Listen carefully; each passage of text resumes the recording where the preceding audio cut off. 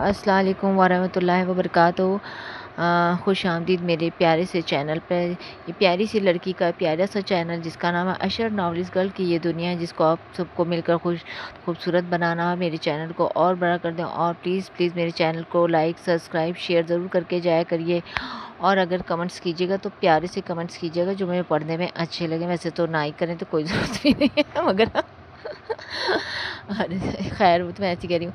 हाँ, मैं बता रही थी तो आज जो मैं स्टोरी लेके आई हूँ उसका ये 12 पार्ट है, जिस स्टोरी का नाम है तुम क्या मिले जाने जा, जो युसरा और अफ़ान जहांगीर की स्टोरी है, जो बहुत खूबसूरत है।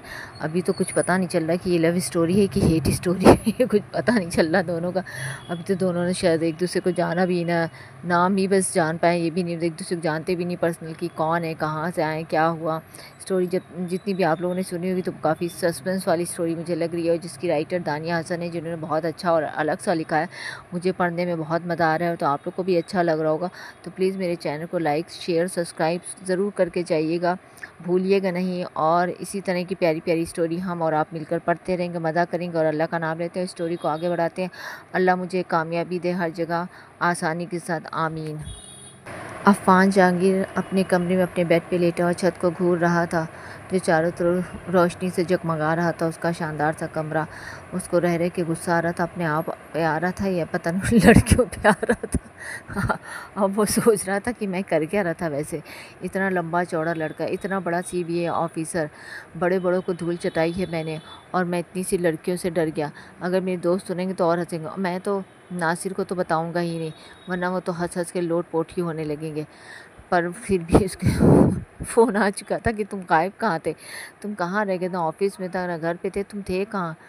वो सोच रहा था क्या जवाब दूंगा मैं इसके। मैंने तो उस टाइम से किसी तरह टाल दिया था, पर जब से वो घर आया था, और किस तरह घर आया था वही जानता था।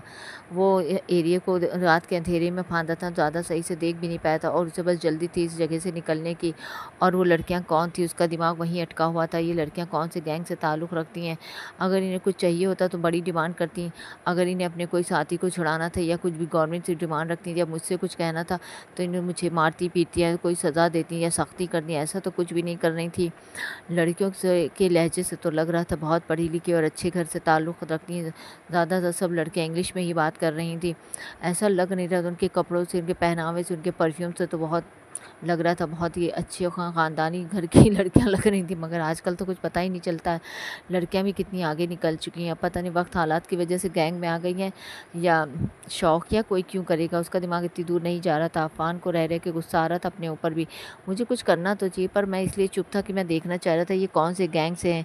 जब मैं खामोश रहूँ तभी तो ये कुछ करेंगी, मुझे डराएंगी धमकाएंगी या मारेंगी पीटेंगी, कोई सज़ा देंगे। इनका कोई लीडर आएगा मुझसे बात करने के लिए, क्योंकि इस ग्रुप में ज़्यादातर 5-6 लड़कियाँ ही थी, और एक लड़का था जो सामने नहीं आ रहा था। बस उसकी आवाज़ बाहर से ही जितनी सुन पाया था, अफ़ान सुना था, उसे लगा शायद वही लीडर होगा।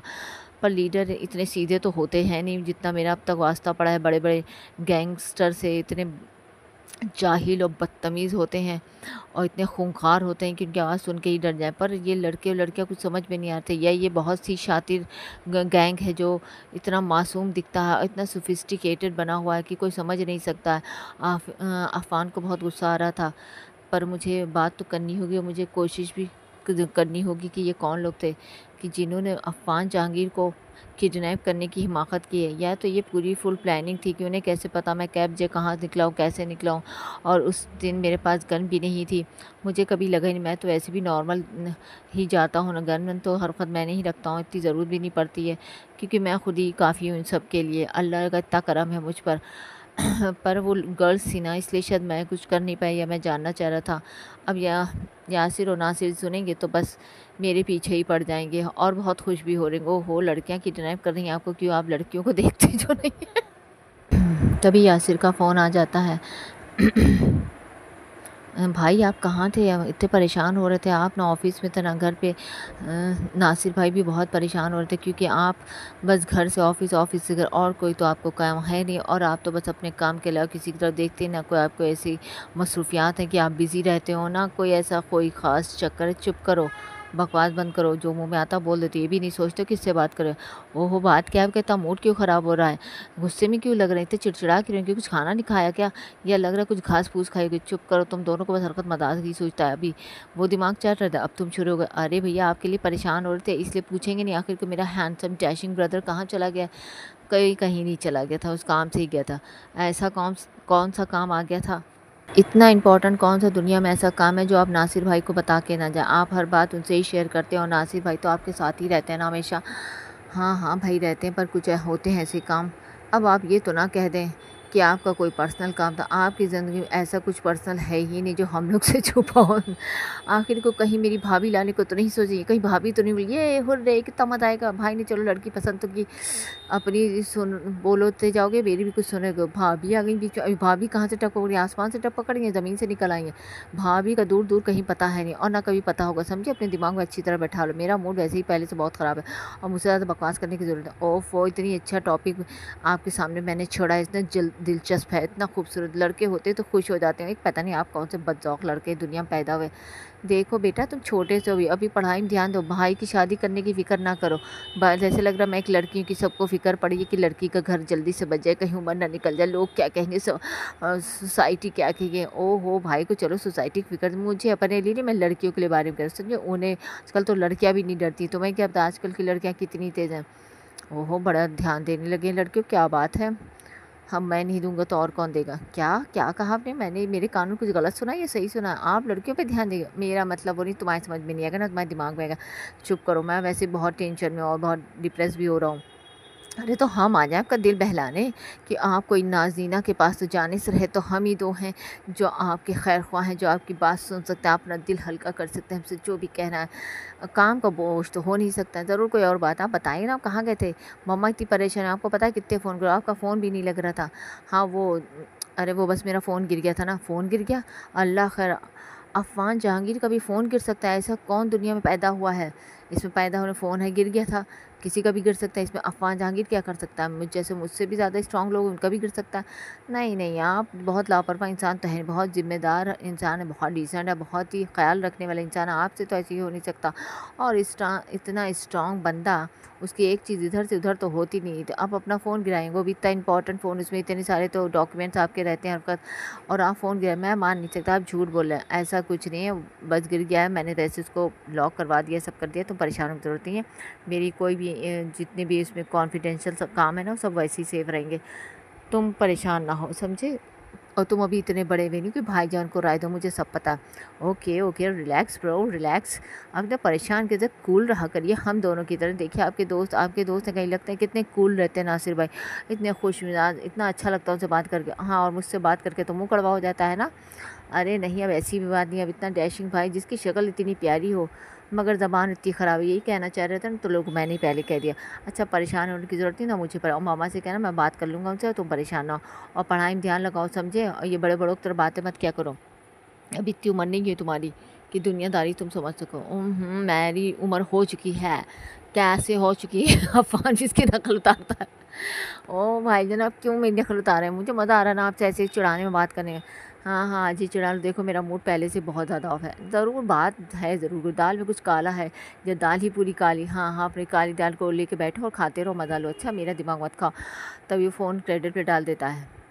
लड़के भी ना इतने तेज हैं आजकल, दिमाग देखो कितने तेज है ये बच्चे हैं आजकल, क्योंकि कह सकता है मुझसे भी चार कदम। हम लोग इस उम्र में तो ऐसे थे ही नहीं, हम लोग बस कॉलेज, घर से कॉलेज, बस जो माँ बाप ने कह दिया सुन लिया, अपनी जॉब की बस उसी में लगे रहते हैं ना। आजकल के बच्चे तो ना लगता पूरी दुनिया घूमे पड़े, पूरा सब कुछ जाएंगे। सोशल मीडिया ने बच्चों को बहुत बिगाड़ रखा है ना, ये फ़ोन जब से आए हैं ना, इन्हीं ने सारे बच्चों को, अपनी उम्र से बड़ी बातें करते हैं, अपनी उम्र से ज़्यादा सब कुछ जान चुके हैं।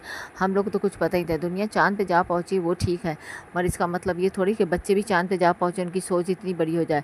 बच्चे हैं, बच्चों की तरह रहना चाहिए, अपनी मासूमियत कभी नहीं खोनी चाहिए, क्योंकि बचपना एक बार ही मिलता है, बार बार नहीं मिलता है। पर इन बच्चों को कौन समझे, इन बच्चों को तो बहुत जल्दी रहती है ना बड़े होकर पता नहीं क्या कर लेंगे। हम बड़े हुए हैं तो क्या करने ले रहे हैं कि सिर्फ जिम्मेदारियाँ होती हैं, ये करो वो करो।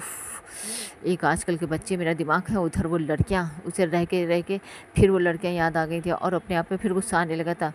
और उन लड़कियों में एक लड़की का उसे बहुत ध्यान आ रहा था बार बार, तो भी वो बैठ के सोचने लगता है, जब वो लड़की उसकी आंखें बंद कर रही थी तो उसके हाथ इतने काँप क्यों रहे थे। उसके समय अगर ये इस गैंग से है तो इतनी डरी सहमी सी क्यों है, और इतना डर क्यों रही, मेरी आंखें बंद करती है। जब भी वो पट्टी बांधने के लिए अपने हाथ लाती थी मेरे पास और उसके हाथ मेरे चेहरे को छूते हुए अपनी अपनी मेरी आंखों तक ले जाते थे, और फिर उसके हाथ से पट्टी छूटी, वो इतना डर रही थी, उसके हाथ काँप रहे, उसके हाथों का लम्स अभी भी महसूस कर रहा था। और उसको ये सोच के एकदम से पता नहीं क्यों अचानक उसके मुझे होठों पे मुस्कुराहट आ जाती है अफान के। इतने गुस्से और अपसेट होने पे भी उसको हंसी आ रही थी। बड़ी स्टूपिड लड़की थी। और फिर उसकी बेवकूफ़ी भरी हरकत, आई थी खाना खिलाने और बड़ा उनको दी गई थी जिम्मेदारी, थी बेवकूफ़ जो थी ये भी नहीं सोच रही थी कि अगर ये मैं इसके हाथ खोल दूँगी तो ये भाग नहीं जाएगा। और वो अपनी तरफ से सोचेंगे अरे सीधा बेवकूफ़ सा तो लग रहा, बैठा रहेगा खाना खाएगा फिर मैं हाथ बांधूंगी, और वो आराम से ऐसी टहलती रही, वो बेफिक्र अंदाज में। ऐसा लग रहा था वहाँ किडनैप नहीं किया, किसी गार्डन में हम लोग टहले हैं, मैं उनको बरसों से जानता हूँ, वो मुझे जानती, मैं कुछ नहीं करूँगा और जो वो कहेंगी मैं करता रहूँगा। उनका ये ख्याल था, उनका शायद पता नहीं कि मैं कौन हूँ असलियत में। जिस दिन पता चलेगा ना ये लड़कियाँ मुझे मिल गई ना दोबारा, तो इनका ऐसा दिमाग सही करूँगा ना, पता तो मैं करवा ही लूँगा आखिर ये किस गैंग से ताल्लुक़ रखती हैं। और आखिर को सच सामने आ ही जाएगी, जिस भी गैंग से ताल्लुक़ रखती हैं तो आगे पता ही चल जाएगा। जिस पे मैं केस पे काम कर रहा हूँ इन्हीं गैंग की लड़कियाँ ये हो सकती हैं, पर इतनी और देखने में से तो कहीं भी नहीं लग रही थी। खैर पता ही चल जाएगा, अल्लाह मेरी मदद फरमाना। और फिर बेड पे लेट जाता है और उसको रह रह के फिर वही लड़कियाँ दिमाग में आ रही थी। वो अपने दिमाग से उन लड़कियों के बारे में निकालना चाह रहा था और बार बार उसके दिमाग में वो लड़कियों की बातें घूम रही थी। आखिर ज़िंदगी में पहला ऐसा वाक़या होता है जो अफ़ान आफरीदी को साथ ऐसी हादसा हुआ था जो भूल नहीं पा रहे थे। बड़े बड़े लड़कों गैंगस्टर से तो वो मार पीट करके बच के आ ही जाते थे, और जीत हमेशा अफ़ान जहांगीर की होती थी। वो कभी नहीं डरा था, डरा तो वो वैसे उन लड़कियों से भी नहीं था। वो भला वो लड़कियों से क्या डरता जब वो लड़कों से नहीं डरता था। इतने बड़े बड़े खूंखार दरिंदों को उसने मारा है तो ये क्या थी। पर पता नहीं कि उसे अच्छा नहीं लग रहा था कि एक लड़की मुझे किडनैप करके ले गई है और मैं इतना चुपचाप खामोश से बैठूं। दरअसल मैं लड़कियों से मिसबिहेव करना नहीं चाह रहा था, ना मैं बदतमीज़ी कर सकता हूँ कि मेरी परवरिश ही ऐसी है और माँ बाप ने ऐसी अच्छी तमीज़ और तहज़ीब से पाला है कि मैं मिसबिहेव कर नहीं सकता था, करना चाहता तो भी ना कर पाता। इसलिए मैंने जब उस लड़की का गला पकड़ा ना पीछे, मुझे अच्छा नहीं लग रहा था। ऐसी नाजुक सी प्यारी सी तो लड़की थी मुझे क्या होता जा रहा है ये मैं क्या सोची, मुझे हमदर्दी क्यों हो रही उन लड़कियों से। इतनी स्टूपिड गर्ल्स थी ना, पता नहीं कहाँ से आ गए, क्यों इस लाइन में है। तो लड़कियाँ भी ना क्या हो गया, हो सकता है कोई मजबूरी रही हो, तो मुझे क्यों उनसे हमदर्दी हो रही है। उन्होंने मेरे साथ मुझे किडनैप किया, हुई अफ़ान जहांगीर को। मैं अंदर अंदर कितना गिल्ट फील कर रहा हूँ कि मुझे मेरे साथ एक लड़कियाँ, मेरे दोस्त सुनेंगे, कलीग सुनेंगे। अफ़ान का सोचते सोचते दिमाग थक गया था। अब बस करो, मैं कितना सोचूंगा, खैर छोड़ो, अब दिमाग से ये बात निकालनी है, एक डरावना ख्वाब समझ के निकाली दूँ। आखिर को सब सामने आ ही जाएगा एक दिन इंशाल्लाह। अल्लाह कुछ छुपेगा नहीं, अल्लाह मुझसे मेरा इसका सामना करा ही देना कि आखिर की लड़कियाँ कौन सी गैंग सी, क्या चाहती हैं मुझसे, इसका बॉस क्या मुझसे चाहता है। ये लड़कियाँ तो सिर्फ बेचारी मोहरा होंगी ना, भी इसका बॉस जो होगा वही सामने आएगा, वही बात करेगा। आज एक बार ये केस हुआ है तो दोबारा भी मेरे साथ होता, मुझे अलर्ट रहना चाहिए और बहुत ध्यान से काम करना चाहिए। आखिर को मैं इतना बड़ा ऑफिस और इतनी बड़ी जिम्मेदारी मैंने ले रखी है, तो मुझे ध्यान भी रखना होगा। मैं तो बहुत लापरवाह सा रहता हूँ, मगर अब मैं लापरवाह नहीं रहूँगा। खैर अब क्या कर सकता हूँ। वो उठ जाता है और उसकी एक बेचैनी से हो रही, तभी उठ के वो वज़ू बनाता है और तहज्जुद के लिए खड़ा हो जाता है। तहज्जुद की नमाज़ पढ़ के उसे थोड़ा सुकून मिलता है। जब से वो उस जगह से आया था जहाँ वो किडनैप करके रखा गया था, अजीब सी बेचैनी थी उसके अंदर। बड़ी बड़ी जगह से आया था, लड़ झगड़ के, जहाँ इतने दिन वो कई जगह फंसा भी रहा था जिस पे केसों पे अब तक उसने काम किया। बड़े बड़े लोगों से मिला है, भयानक से भयानक लोगों से साथ में, पर कभी उसे ज़रा सा भी एक डर कह लो या बुरा महसूस नहीं हुआ। तो उनके लिए अच्छा ही महसूस करता था कि सारे क्राइम को मैं ख़त्म कर सकता हूँ। मैंने किया भी है माशाल्लाह, अल्लाह का शुक्र है। पता नहीं लड़कियों में कुछ अजीब सी बात थी या क्या थी, या शायद ये लड़कियाँ थी। पहली बार मेरा ज़िंदगी में साथ का पड़ा है ना लड़कियों से। मैं तो लड़कियों की तरफ नज़र भी नहीं डालता हूँ, ना देखता हूँ, ना सोचता हूँ। शायद इसीलिए मुझे ज़्यादा मैं अपसेट हो रहा हूँ ये सोच कर। और शायद मुझे शायद कहीं ये गिल्ट महसूस हो रहा है कि मैं लड़कियों से क्यों किडनैप हो गया मैं चाहता तो एक थप्पड़ में ही सारी लड़कियों को गिरा देता, पर मैं जो कहती गई मैं करता गया। मुझे हुआ क्या था पता नहीं, वो वक्त हालात कैसे थे कि मैं शायद समझ नहीं पाया था। मैं जान नहीं चाह रहा था कि कौन लोग जो मुझे किडनैप करें, वो भी एक लड़कियाँ। खैर अब क्या कर सकता हूँ, जो हो गया हो गया। आगे पता चले इसका बॉस ज़रूर मुझसे रब्ता कायम ज़रूर करेगा।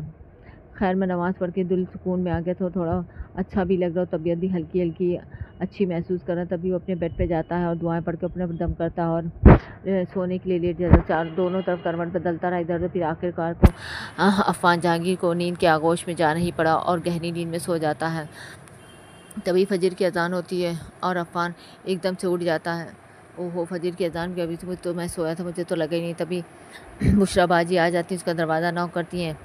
भैया आप उठेंगे नहीं क्या? आप देर रात में भी आए थे, क्या बात, आपकी तबीयत तो ठीक, वरना आप तो जग जाते हैं ना। हाँ हाँ, वो कुछ नहीं, ऐसी सर में दर्द हो रहा। आप 2 दिन से कहाँ गायब थे? नहीं नहीं, कुछ ऑफिस का काम था, इसलिए आप परेशान ना हो। तो मैं आपके लिए चाय नाश्ता बनाऊँ? क्या आज आप घर पे रहेंगे अगर तबीयत ना ठीक हो? नहीं नहीं, ऑफिस तो मैं ज़रूर जाऊँगा। अच्छा ठीक है, मैं आपके मनपसंद नाश्ता बनाती हूँ जो आपको पसंद। हाँ हाँ बुशरा बाजी, थैंक यू, आप बहुत अच्छी हैं। अरे इसमें अच्छी की क्या बात है, तुम्हारी मम्मा ने इसीलिए तो भेजा है, तुम्हारी जिम्मेदारी के लिए, तुम्हारी देखभाल के लिए। हाँ बिल्कुल, मम्मा जैसे ही तो ख्याल रखती हैं। शुक्रिया बेटा तुम्हारी मोहब्बत का। अरे इसमें शुक्रिया की बात है, बड़ों को तो शुक्रिया अदा ही करना चाहिए, आप इतनी मोहब्बत से मेरा ख्याल रखती हैं। और आप बेचैन ना हुआ करिए। भैया हम तुम्हें फ़ोन भी लगा रहे, पर तुम सुना तुम्हारा फ़ोन गिर गया है। हाँ हाँ, अभी मम्मा का क्या फ़ोन आया था आपके पास? हाँ हाँ, वो नासिर ने शायद आपसे बात की होगी, तभी वो परेशान हो रही थी ना, बार बार मुझे भी फ़ोन कर रही थी, मैं भी परेशान थी कि आखिर आप कभी ऐसे तो जाते नहीं हैं ना, कभी ऐसे गायब हुए हैं आप जब भी जाते हैं सब हम लोग को बता के जाते हैं कहाँ जा रहे हैं, किस काम पे जा रहे हैं, कितने दिन लगेंगे, या आप बीच में फ़ोन भी कर देते हैं।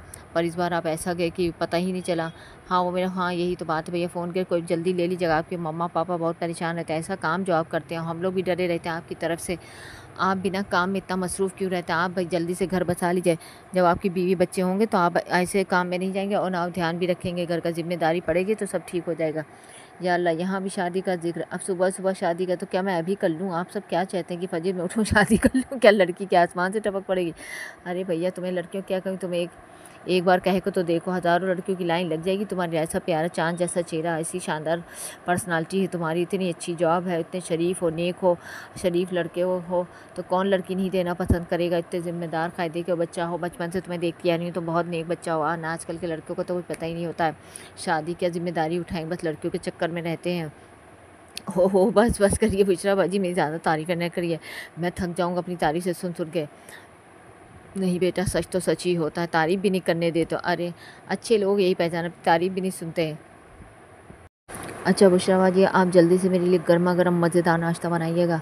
ओहो चलो, तुम्हारा मूड तो अच्छा हो, पहले तो तुम बहुत अपसेट लग रहे थे बेटा जब आए थे। हाँ वो उस काम की वजह, इतना काम मत किया करो बेटा, अपना ख्याल रखा करो अपनी सेहत का, इतना काम में भी क्या मसरूफ़ की ज़िंदगी ही छोड़ दो। अपने घर भी जाया करो, अपने माँ बाप का से मिला करो। और देखो जब तुम्हारे भाई और दोस्त आए थे तुम कितने खुशगवार मूड में थे, अच्छा भी लग रहा था, हंसता बोलता खिले, वरना तुम तो बस जब घर आते हो तो काम, फिर सुबह उठ के काम पे चले जाते हो, इतना भी नहीं करते हैं बच्चा। ये तुम्हारी उम्र इतनी नहीं, इतना काम कर, थोड़ा ज़िंदगी को देखो, जियो, यही तो उम्र है खेलने कूदने की, जीने की बेटा, फिर बुढ़ापे में थोड़ी कोई खेलता कूदता है। जी आप ठीक करिए, अब मैं अपना ध्यान रखा करूँगा। बस आप जल्दी से नाश्ता बना, मैं नमाज़ पढ़ के मस्जिद से अभी आता हूँ। हाँ हाँ बेटा तुम तैयार है तो तुम क्या जल्दी आज ऑफिस चले जाओगे? थोड़ा आराम कर लो, देखो अभी कल ही तो रात में इतना लौटे हो तुम, 2-3 बजे तो रात में आए हो।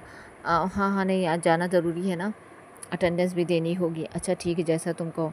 बुशरा बाजी मुतमईन होकर कमरे से चली जाती हैं। वो उन्हें क्या बताता कि उसके साथ क्या हुआ था और वो कहाँ था, किन परेशानियों में घिरा हुआ था। ये तो खैर मेरा ही मसला है, मैं ही हल करूँगा, पर हल ज़रूर करूँगा और जान के ही रहूँगा, आखिर को लड़कियाँ थी कौन। और फिर उसे उस लड़की का ख्याल आ जाता है, वो प्यारी सी नाजुक सी लड़की, पता नहीं कौन थी।